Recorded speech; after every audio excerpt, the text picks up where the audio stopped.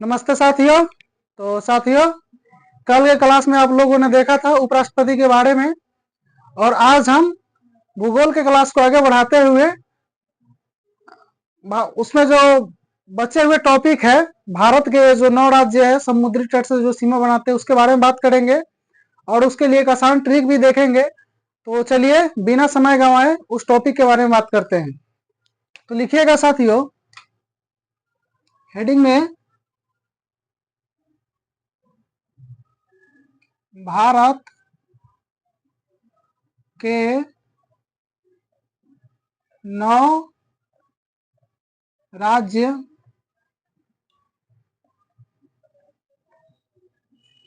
समुद्री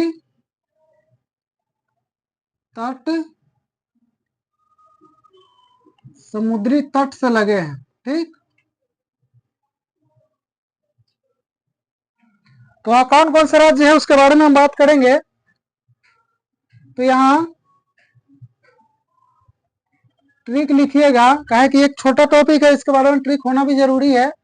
एग्जाम के हिसाब से बहुत ही इम्पोर्टेंट टॉपिक है।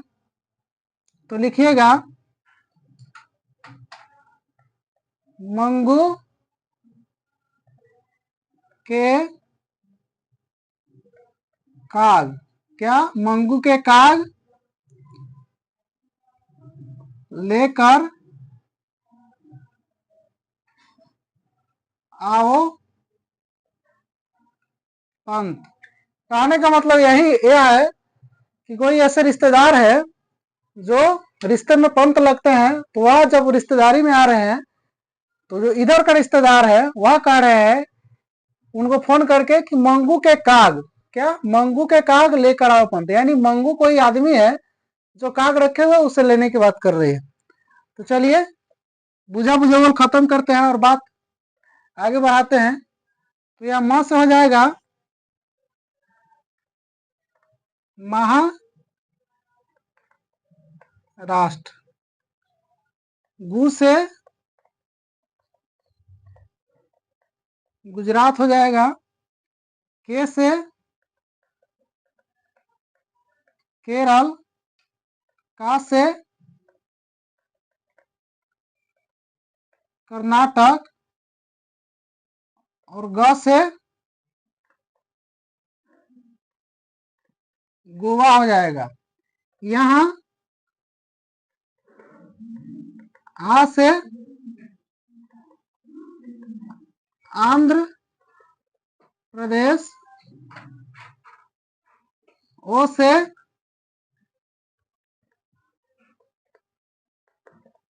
ओडिशा, और पंत से यहाँ पे एक तो पश्चिम बंगाल होगा, और यहाँ त से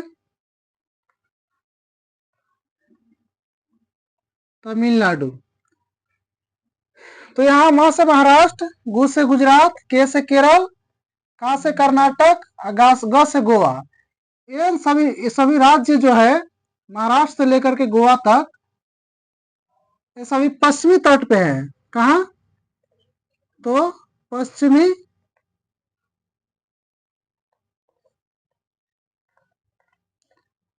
तट के राज्य हैं ये सभी, और ये जो है अरब सागर में है।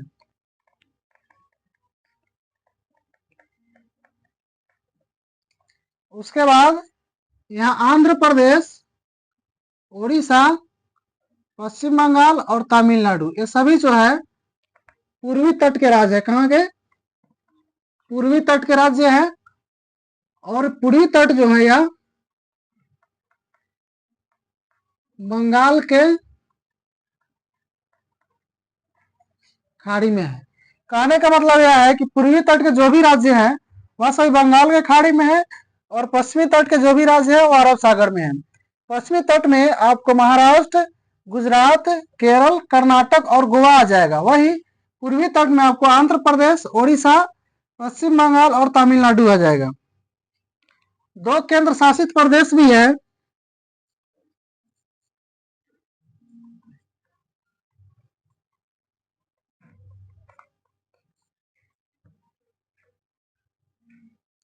दो केंद्र शासित प्रदेश ऐसे हैं जो समुद्री तट पे है, वह प्रदेश आपको हो जाएगा, एक तो दादर नागर हवेली, दादर नागर हवेली, और इसी में जो दमन दीव जुड़ गया है, दमन दीव। दूसरा हो जाएगा आपको पुडुचेरी,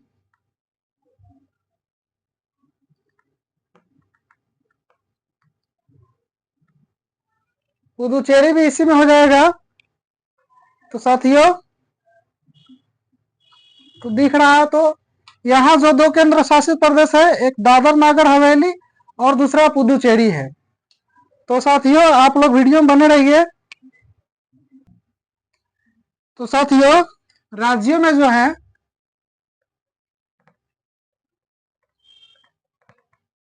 राज्यों में गुजरात का जो तट रेखा है,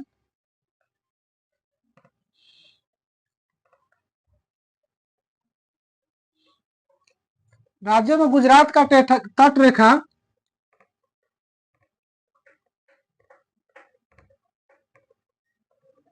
सबसे लंबा है। इसका लंबाई जो है 1214 किलोमीटर लंबा है।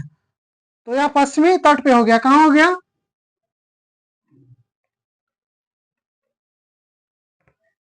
पश्चिमी तट पे। वहीं अगर हम पूर्वी तट का बात करें,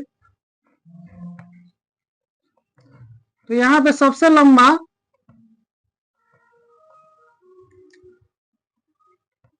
आंध्र प्रदेश का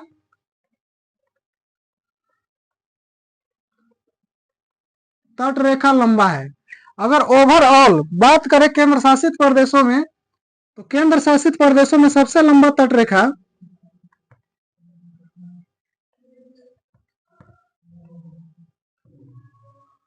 केंद्र शासित प्रदेश में सबसे लंबा तट रेखा 1962 कितना 1962 किलोमीटर 1962 किलोमीटर लंबा अंडमान निकोबार का है। किसका है?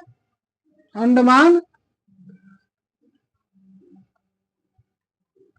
निकोबार का।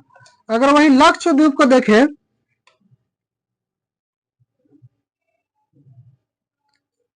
तो लक्षद्वीप का जो तट रेखा है यह 132 किलोमीटर लंबा है।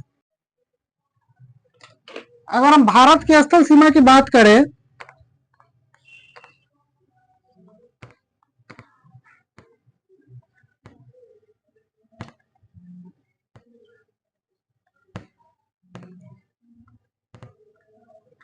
भारत की स्थल सीमा की लंबाई की बात करें, तो 15,200 किलोमीटर।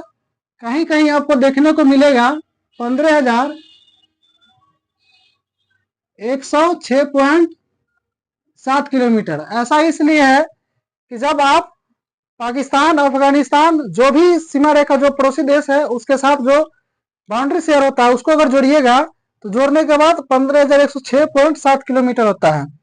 वहीं अगर तटीय सीमा की बात करें,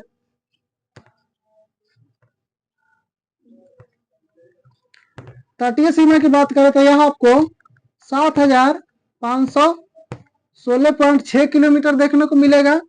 गृह मंत्रालय के अनुसार 5422.7 किलोमीटर आपको देखने को मिलेगा। यह गृह मंत्रालय का डाटा है।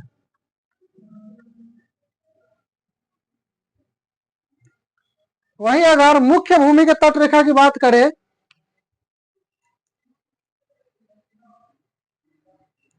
मुख्य भूमि की तट रेखा की बात करें,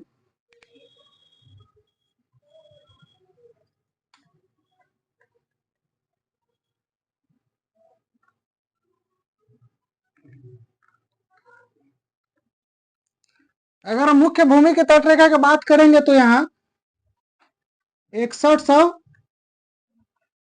किलोमीटर हो जाएगा। तो साथियों, इस वीडियो में इतना ही रहने देते हैं।